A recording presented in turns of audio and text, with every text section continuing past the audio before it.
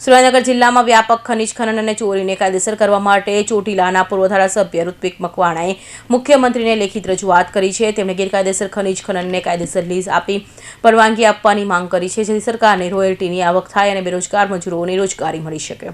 સુરેન્દ્રનગર જિલ્લાના સાયલા થાન અને મૂળી પંથકમાં મોટા પાયે ખનીજ ચોરી થતી હોવાનું સામે આવ્યું છે। સાયલામાં બ્લેક ટ્રેપ, થાનમાં કાર્બોસેલ અને મૂળીમાં સિલિકોનની ખનીજ ચોરી મોટા પ્રમાણમાં થઈ છે। પૂર્વ ધારાસભ્ય ઋત્વિક મકવાણાએ મુખ્યમંત્રીને લખેલા પત્રમાં જણાવ્યું છે કે રાજસ્થાન અને કર્ણાટક જેવા રાજ્યોમાં ગેરકાયદેસર ખાણોને કાયદેસર પરવાનગી આપવામાં આવી છે। આજે સુરેન્દ્રનગર જિલ્લામાં પણ લીઝને કાયદેસર કરવાથી સરકારને મોટી રોયલ્ટી આવક થશે।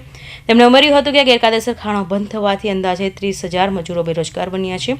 આ લીઝને કાયદેસર કરવાથી તેમને આર્થિક મદદ અને રોજગારી મળી શકશે। સરકાર આ રૂલની અંદર કેટલીક સ્પષ્ટતાઓ સાથેની છૂટછાટ આપે તો કાયદેસર રીતે એ કાર્બોસેલ, ફાયર ક્લે જેવા ગૌણ ખનિજોનું ખોદકામ કરી શકે છે અને એના કારણે જે અકસ્માતો થાય છે અથવા ગેરકાયદેસર રીતે એમણે ખોદાણ કરવું પડે છે એ તમામ પ્રવૃત્તિઓ અટકે અને મોટા પાયે એની અંદર જે ભ્રષ્ટાચાર થાય છે એ ભ્રષ્ટાચાર અટકે અને રાજ્ય સરકારને પણ એની રોયલ્ટીની આવક થાય એ માટેની રજૂઆત આજે મુખ્યમંત્રીશ્રીને અમે લોકો કરી રહ્યા છીએ।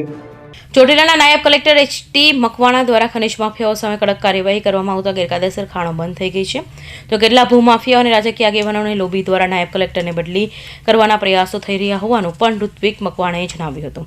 પૂર્વ ધારાસભ્યના જણાવ્યા અનુસાર અગાઉ એક ખાડા દીઠ 1.5 લાખ રૂપિયાનો હપ્તો અપાતો હતો, જે વધારીને 2 લાખ રૂપિયા કરવાની પેરવી ચાલી રહી છે।